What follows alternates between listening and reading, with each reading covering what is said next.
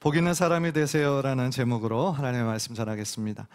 우리들의 삶은, 우리들의 인생은 선택의 연속이죠. 아침에 일어나면서부터 잠을 자기 직전까지 다 선택의 연속입니다. 그러니까 아침에 일어나서 무엇을 먹고 무엇을 입고 누구를 만나고 어떤 일들을 먼저 하고, 그렇죠?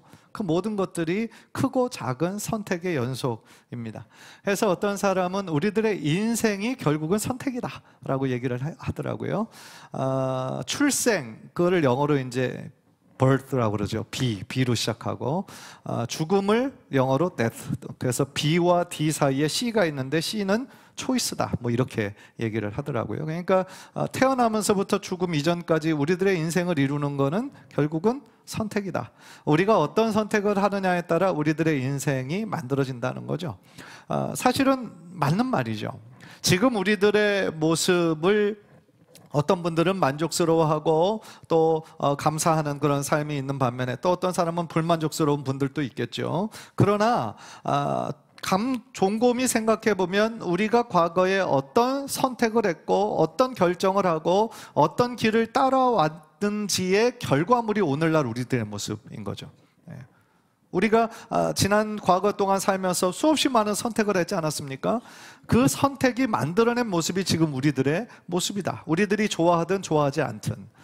그러니까 이미 과거의 일은 우리가 다시 되돌릴 수는 없어도 우리들의 현재의 어떤 삶을 살아가느냐에 따라 아직 오지 않는 미래의 모습이 또한 달라질 수 있고 결정될 수 있다라는 그러한 의미도 되겠죠. 그러니까 오늘날 우리가 어떤 선택을 하고 어떤 결정을 할 것이냐, 특별히 우리는 신앙인으로서, 하나님을 믿는 사람들로서 어떠한 선택을 하며 살아갈 것인가에 따라서 우리들의 미래의 삶이 너무나 달라질 수 있다라는 것이죠. 그런 면에서 여러분은 혹시 여러분들이 지금 가고 있는 이 인생이, 여러분들이 가고 있는 이 길에 대해서 한번 좀 진지하게 생각해 본 적이 있으십니까? 내가 가는 길이 옳은 길인지, 내가 진정 과거에 정말 바라고 원했던 그러한 삶인지, 무엇보다도 한 가지 더 신앙적인 관점에서 나의 이 삶이 하나님께서 인정하시고 축복하시는 삶의 모습일지, 여러분들 한번 진지하게 생각해 보시기를 원하시는데요, 그 질문에 대한 그 해답, 우리가 어떤 길을 걸어가야 될지에 대한 올바른 해답이 오늘 시편을 묵상하는 가운데 있다라는 것이죠. 여러분, 시편 1편은 처음 읽으시는 분들 거의 없으실 거예요. 많은 분들이 좋아하시고 암송하는 그 시편입니다. 많은 분들에게 사랑을 많이 받는 그 이유가 하나님의 축복을 강조하고 있는 시편이기 때문에 그런데요, 사실은 이 시편을 엄연히 한번 잘 묵상해 보면 하나님의 축복에 관한 말씀이라기보다는 사실은 우리들의 인생의 선택의 문제를 말씀해 주는 그런 시편이에요. 즉, 우리가 어떤 길을 선택해야 하는지, 어떤 길을 선택해야 하나님의 축복이 임하고 아니면 멸망이 있는지, 그것에 대해서 아주 잘 말씀해 주시는 시편이 바로 오늘 시편이다라는 거죠. 그런 면에서 오늘 이 시편에서는요, 이 세상에는 두 부류의 사람이 있다는 거예요. 의인과 악인이에요. 누구의 길이라고 했을 때 그 길이 인생을 의미하잖아요. 그러니까 이 세상에 수없이 많은 그런 인생의 선택지 가운데 두 가지 종류의 길이 존재한다는 거예요. 의인의 길과 악인의 길이에요. 의인의 길은 행복으로 이끌고요, 악인의 길은 멸망으로, 불행으로 이끈다라는 거예요. 그래서 오늘 본문의 시편은 우리들에게 이 두 가지 길을 제시할 뿐만 아니라 또 어떤 길을 선택해야 하는지에 대해서 말씀해주고 계신다라는 거죠. 또한 이 시편이 위치하고 있는 게 150편 중에 1편이에요. 우연일까요? 우연이 아니에요. 이것이 쓰여진 순서대로 1편, 2편 이게 주어진 게 아니거든요. 많은 시편 중에서 이 시편을 구성하고 편집한 사람이 의도에 따라서 이렇게 1편에 위치시켜 둔 거예요. 그러니까 1편의 주제를 우리가 잘 묵상하면 시편 전체의 주제를 알 수 있다라는 그런 말씀인 거죠. 그런데 사실 우리들의 인생에 있어서 중요한 선택을 해야 되는 것 모르는 사람 한 사람도 없어요. 이 자리에 있는 분들, 우리들의 인생에 중요한 선택을 정말 지혜롭게 잘해야 된다 모르는 사람이 누가 있어요? 그런데 문제는 우리가 살면서 의인의 길과 악인의 길이 언제나 명백하게 보이지 않는다라는 것에 딜레마가 있는 것이죠. 어디까지가 선이고 어디부터가 악인지도 모호하고요. 그 경계가요. 선처럼 보여서 그 길을 갔지만 나중에 보니까 악한 거일 수도 있고요. 반대인 경우도 존재하기 때문이다라는 것이죠. 처음부터 어떤 편말이 붙어 있어서 의인의 길, 악인의 길, 이곳으로는 절대로 가지 마시오, 이런 식으로 돼 있다면 얼마나 좋겠어요. 그러나 우리들의 인생에는 그런 편말은 없다라는 거죠. 그래서 우리들에게 특별히 믿음의 사람으로서 어떤 길을 선택해야 되는지는 늘 우리가 기도하면서 하나님께 지혜를 구해야 하는 굉장히 중요한 문제다라는 거죠. 그래서 오늘 본문의 말씀을 통하여서 다시 한번 하나님의 기준이 무엇이고 우리가 또한 어떤 길을 선택해야 하는지 오늘 말씀을 통하여 분명한 가르침과 분명한 교훈을 얻으시는 복된 시간 되시기를 주님의 이름으로 간절히 축복합니다. 세상적인 관점에서 볼 때 이 복의 기준은 주로 어디에 있나요? 물질의 소유에 많고 적음에 있죠. 우리가 흔히 말하는 복의 기준은 이 물질의 많고 적음, 풍요, 성공, 장수, 명예, 이런 것들입니다. 그런데 세상적인 복의 기준으로 치자면요, 제가 지금 말씀드리는 이 사람이 제일 복이 없는 사람이에요. 제일 불쌍한 사람이에요. 이 사람은요, 태어나면서 흙수저로 태어났어요. 흙수저. 아주 태어날 때부터 가난한 목수의 아들로 태어났어요. 평생 돈하고 관계없이 살았어요. 또한 33살이라는 젊은 나이에 비극적으로 죽었어요. 너무 청창한 청년의 나이에. 심지어 그의 말년에는 같은 친구들, 주변 사람들에게 온갖 핍박과 수치와 모욕을 당했고요, 믿었던 사람들에게도 배신을 당했어요. 또 그 당시에 가장 잔인한 형틀인 십자가로 죽은 사람이에요. 누구예요? 예수님이에요. 그런데 세상적인 그 복의 기준에서 볼 때 이렇게 복이 없는 사람이 있나? 이렇게 복이 지지리도 없나? 그런데 과연 그럴까요? 세상이 말하는 복과 성경이 말하는 복은 너무나 다른 거예요. 그렇다면 성경에서 말하는 복의 기준은 무엇일까요? 그 기준이 바로 2절에서 말하는 하나님의 말씀, 하나님의 율법에 그 복 있는 기준이 있다는 거예요. 다시 말해서 이 하나님의 말씀을 우리가 어떻게 대하느냐에 따라, 우리들의 태도에 따라 우리들의 행복과 불행과 혹은 형통의 길과 멸망의 길이 결정된다라는 것이죠. 그렇다면 복 있는 사람은 어떤 사람입니까? 우리 2절 다 함께 한 목소리로 읽겠습니다. 시작. 오직 여호와의 율법을 즐거워하여 그의 율법을 주야로 묵상하는 자다라고 했습니다. 그러니까 하나님의 말씀을 어떻게 하는 사람? 즐거워하는 사람. 여러분들 하나님의 말씀을 읽고 즐거운 적이 있으십니까? 하나님의 말씀이 정말 꿀송이처럼 달고 어쩌면 나에게 이렇게 꼭 필요한 말씀을 이렇게 주셨지? 하나님이 나를 이렇게 사랑하시는구나.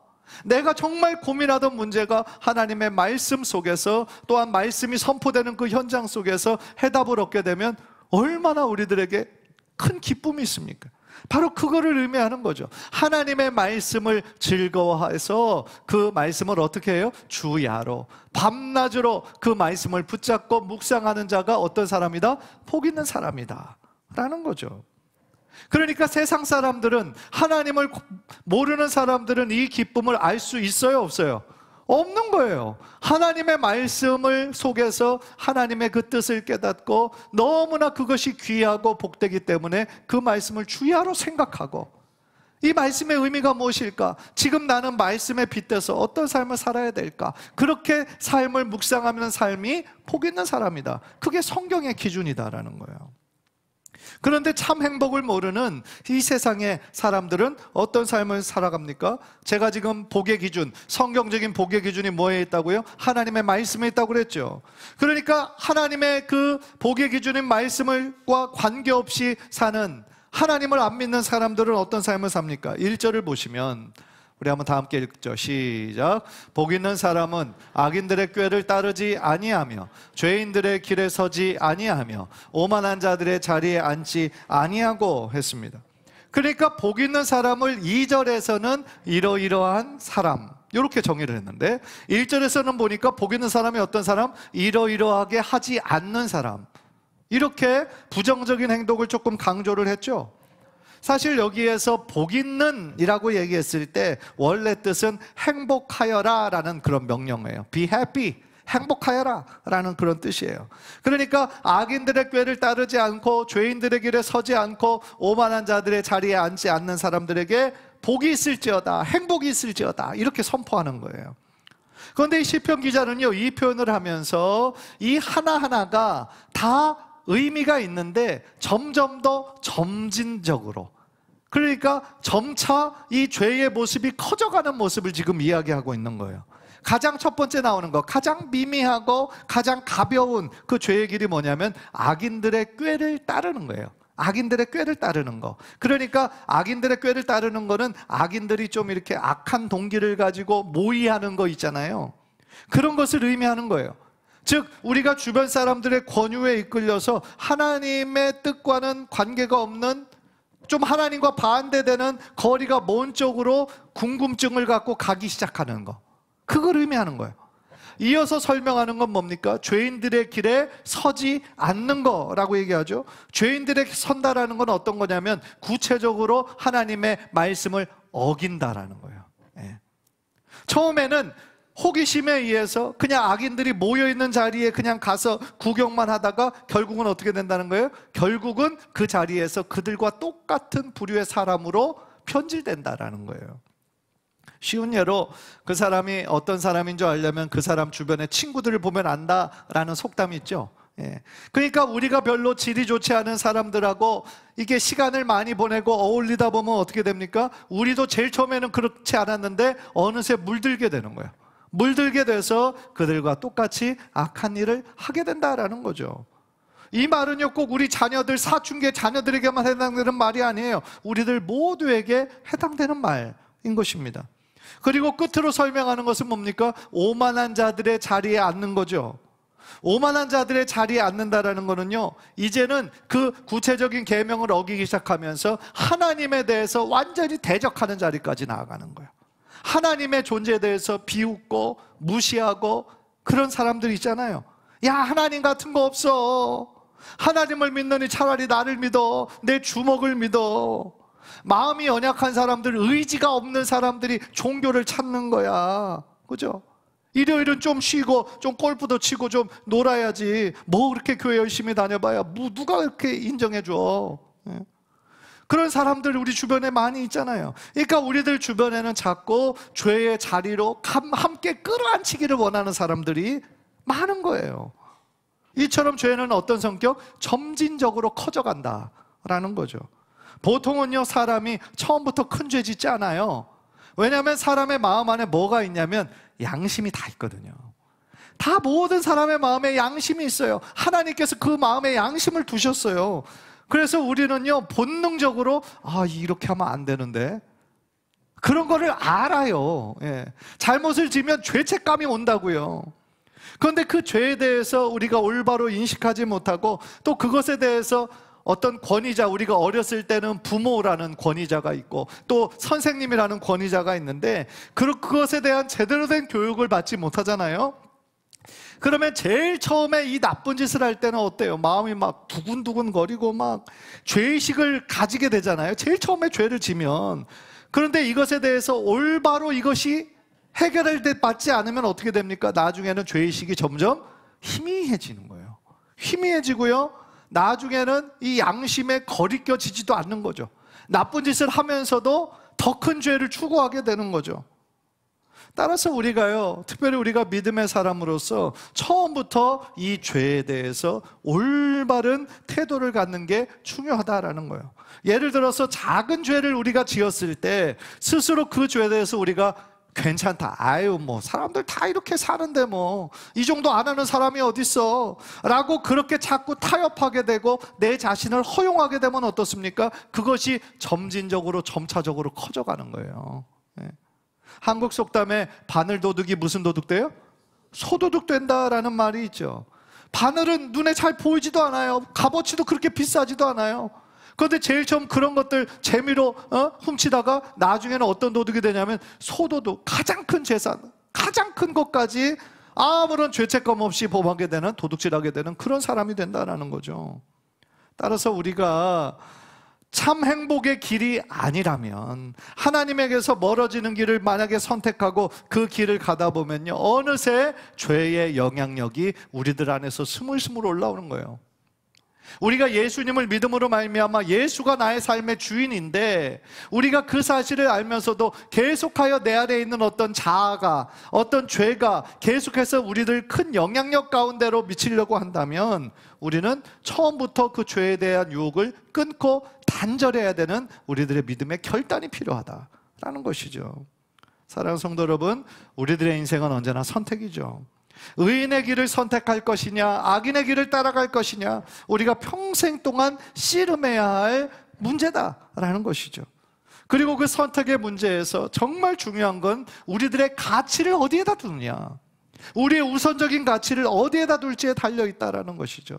따라서 오늘 말씀은 그 복의 기준을 지극히 물질적이고 세상적인 기준에 두지 말고 하나님의 말씀에 둬라, 하나님과의 올바른 관계에 둬라 라고 이 시편 저자는 말씀하고 있다라는 거죠.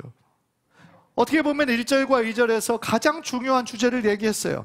그리고 3절, 4절은 의인의 삶과 악인의 삶이 얼마나 다른 결과를 우리에게 주는지를 마치 그림처럼 설명하고 있죠. 그래서 3절에서는 율법을 사랑하며 하나님의 그 길을 걸어가는 사람들은 바로 이런 나무와 같다라고 설명을 하는데요, 우리 3절 우리 다 함께 읽읍시다. 시작. 그는 시냇가에 심은 나무가 철을 따라 열매를 맺으며 그 잎사귀가 마르지 아니함 같으니 그가 하는 모든 일이 다 형통하리로다. 아멘. 구약에서는 어떤 사람을 나무와 비교한 구절들이 몇 개 있습니다. 나무의 본질은 뭡니까? 철을 따라 잎을 내고 열매를 맺어서 유익하게 하는 것이 나무의 가치예요. 그런데 이 구절에서 말씀하는 것이 시냇가에 심은 나무라면 철을 따라 열매를 맺고 그 잎사귀가 마르지 아니함 같다는 거예요. 그래서 그가 하는 모든 일이 다 어떻다고요? 형통하리로다 라고 얘기하는 거죠. 그러니까 여기에서 이 나무가 어디에 있느냐, 어디에 심겨져 있는 자를 보세요. 시냇가에 심겨져 있다는 거죠.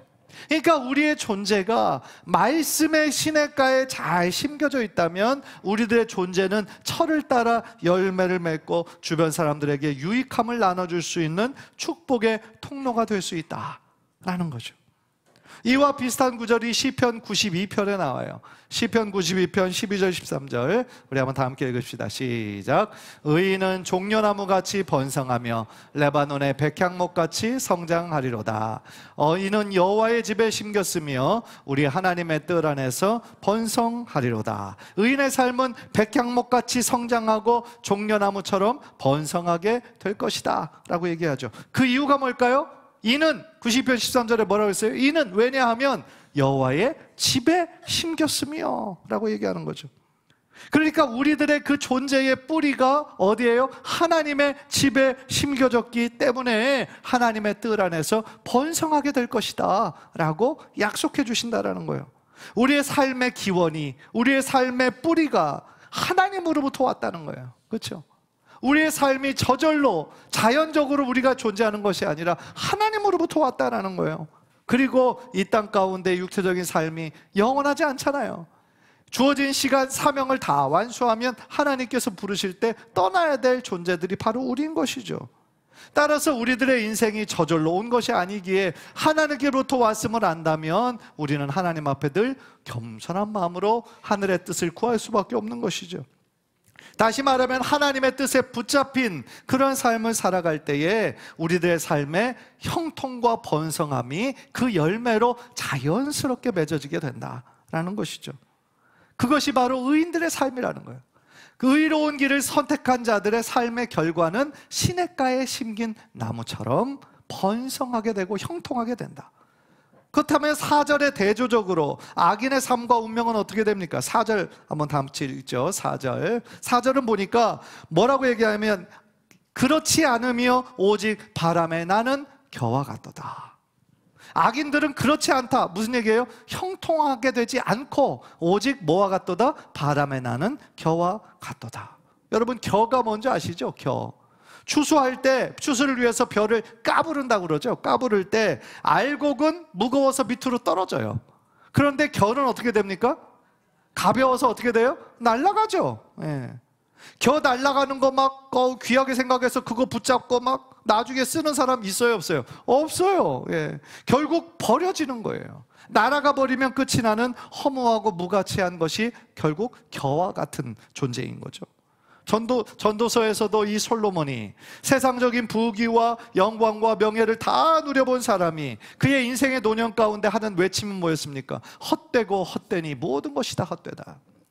인생의 허무함을 노래한 것이 아니라 하나님이 떠난 인생은, 하나님이 없는 성공이고 하나님이 없는 명예는 아무런 의미가 없다는 거예요. meaningless, 허무하다는 거예요. 가치가 없다는 거예요. 따라서 이 시편 저자는 시냇가에 심긴 나무와 이 바람에 나는 결을 지금 어떻게 하고 있냐면 대조하고 있는 거예요. 그러면서 우리들에게 어떤 삶을 살 것인지를 선택하라는 얘기예요. 시냇가에 심겨진 나무처럼 형통하고 번성한 삶을 살 것인지, 아니면 바람에 나는 겨처럼 허무하고 무가치한 삶을 살 것인지 결정하라는 거예요. 어떻게 보면 쉬운 결정이죠. 명백하니까. 그런데 6절 제일 마지막 절에서 왜 우리가 악인의 길이 아니라 의인의 길을 선택해야 되는지 정말 중요한 이유를 6절에서 우리들에게 말씀해 주신 거죠. 자, 6절 우리 다 함께 읽죠. 시작. 물은 의인들의 길은 여호와께서 인정하시나 악인들의 길은 망하리로다. 아멘. 왜 우리가 의의 길, 믿음의 길을 선택해야 됩니까? 하나님께서 인정하시기 때문이다. 반대로 얘기하면 악인들의 길, 세상적인 기준으로 세상의 길을 따라가는 사람들이 많이 있지만 그 길은 결국 어떤 길이다? 망하는 길이다 라는 것이죠. 따라서 하나님께서 의로운 삶을 선택하고 그 길을 걸어간 사람을 인정해 주시고 그의 삶을 책임져 주시기 때문이다 라는 것이죠. 그러나 악인의 길은 세상적인 눈으로 볼 때는 좋아 보인다 할지라도 결과적으로는 어떤 거예요? 망하는 길이다 라는 것이죠. 그런데 오늘 본문에서 굉장히 흥미로운 점 중에 하나는요, 의인은 단수로 표현을 했고 악인은 악인들, 죄인들, 복수로 사용을 했다라는 거예요. 저도 시편 1편을 수십 번을 묵상했는데 이번에 처음으로 그걸 봤는데, 다시 말하면 이런 뜻이 있는 거예요. 의인의 길을 걸어가는 사람은 늘 소수인 거예요. 늘 소수예요. 그런데 악인의 길을 걷는 사람들은 상대적으로 굉장히 많아요. 실제로 우리들 주변에서도 그렇지 않습니까? 우리들 주변에서 의인의 길을 걸어가는, 정말 믿음을 지키며 걸어가는 사람들이 많습니까? 아니면 하나님과 관계없이 그냥 악인의 길을 걸어가는 사람들이 많습니까? 압도적으로 하나님과 관계없이 악인의 길을 걸어가는 사람들이 많아요. 예수님께서도 마태복음 7장 13절 14절에서 이렇게 좁은 길에 대해서 말씀하십니다. 우리 다 함께 읽죠. 시작. 좁은 문으로 들어가라. 멸망으로 인도하는 문은 크고 그 길이 넓어 그리로 들어가는 자가 많고, 생명으로 인도하는 문은 좁고 길이 협착하여 찾는 자가 적음이라. 멸망으로 인도하는 문이 크고 넓대요. 그래서 그리로 들어가는 자가 많다는 겁니다. 사실 우리가 지금 우리들의 삶의 어떤 가치로 추구하는 것이 많은 사람들이 추구하는 그 가치관일 때가 많죠. 솔직히 많습니다. 그 길이 좋아 보이고 안전해 보이고 많은 사람들이 이미 가고 있으니까 검증된 것처럼 보이니까 많은 사람들이 그 길을 선택하고 있는 거예요. 그런데 우리가 그 길을 생각 없이 세상 사람들과 똑같이 갔는데 결국 그 길이 하나님께서 인정하시는 길이 아니라고 한다면 여러분들 어떻게 하겠어요? 세상 사람들과 똑같이 구별되어 우리가 살지 않고 세상적인 가치관만 쫓고 가다 보니까 나중에 낭떠러지와 같이 멸망으로 가는 문이라고 한다면 어떻게 하시겠냐고요. 그러니까 우리가 많은 사람들이 간다고 해서 무조건 그게 좋은 길이 아니라는 거죠. 대중 심리에 휩싸여서 많은 사람들이 간다고 그거를 따라가다 보면 어떻게 됩니까? 우리도 악인의 길을 걸어가게 될 수도 있다는 거죠. 결국 하나님에게서 버려지고 멸망받는다면 얼마나 안타까운 일입니까?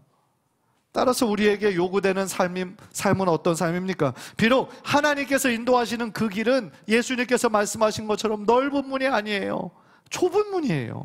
많은 사람들이 찾지 않는 길이에요. 그러나 그 길을 우리가 믿음으로 걷다 보면 우리들과 함께 그 믿음의 길을 걸으시는 예수님이 있으신 거죠. 예수님의 손을 붙잡고 그 좁은 길을 함께 걸어갈 때 우리의 삶의 결과는 시냇가에 심겨진 나무처럼 아름다운 열매로 풍성한 은혜를 누리게 될 줄 믿습니다. 사랑하는 성도 여러분, 지금 여러분의 삶을 한번 생각해 보십시오. 행복한 삶을 살고 계십니까? 우리들의 행복의 기준을 지금까지 어디에다가 맞추고 살았습니까? 오늘 말씀은 우리들에게 지금까지 우리가 맞춰졌던 세상적인 가치관, 물질적인 행복의 기준, 현세적인 기준으로만 바라봤던 그것을 과감히 바꾸라, 도전하는 거예요. 왜냐하면 행복의 기준은 물질의 유무에 있지 않다는 거예요. 하나님의 말씀을 대하는 우리의 태도에 있기 때문이다. 하나님의 말씀을 소중히 여기고 간절한 마음으로 말씀을 받고 그 말씀이 어떤 의미인지 마치 베레아 교인처럼 정말 묵상하는 그러한 삶이 이 세상에서 가장 복된 삶이요 행복한 삶의 지름길이다 라는 것이죠. 사랑하는 성도 여러분, 이제 여러분은 어느 길을 선택하시고 어느 길을 걸어가기를 원하십니까? 오늘 본문의 이 시편 저자가 시편 전체 150편에서 가장 중요한 주제를 우리들에게 던져주는 것처럼 의인의 길을 걸어갈 것이냐, 시냇가에 심겨진 나무 같은 삶을 살 것이냐, 아니면 악인의 길을 걸어가서 결국 바람 불면 날아가 버리는 허무한 겨와 같은 삶을 살 것이냐, 우리들에게 선택해라. 그것은 너의 손에 달렸다 라고 말씀하시는 성경이 바로 시편 1편이다 라는 거죠. 간절히 바라기는 이 자리에는 우리들 모두가 하나님께서 인정하시는, 하나님께서 기뻐하시는 그 길을 늘 선택하시고 그 길을 순종하셔서 하나님 앞에 서게 되는 날 하나님 앞에 착하고 의로운 종이라 칭찬 듣는, 영광 얻으시는 귀한 성도님들 모두 되시기를 주님의 이름으로 간절히 축복합니다. 기도하겠습니다. 우리 기도하실 때 오늘 말씀 생각하면서 기도하기 원합니다. 하나님, 내가 정말 세상적인 가치관을 따라갈 것인지 아니면 믿음의 가치관을 따라갈 것인지 오늘 말씀을 통하여서 다시 한번 내가 가는 이 길에 대해서 생각하게 됩니다. 언제나 많은 사람들이 추구하고 따라가는 넓은 길이 아니라 비록 걸어가는 사람은 많다 할지라도 올바른 길을 따라서 하나님을 따라서 가는 그 좁은 길을 걸어가는 믿음의 길을 우리로 하여금 선택하게 하셔서 시냇가에 심겨진 나무처럼 마침내 복을 받고 형통한 삶을 살아가는 우리 모두가 될 수 있도록 주여 인도하여 주옵소서. 우리 그 제목 가지고 주여 한번 부르고 통성으로 기도합니다. 주여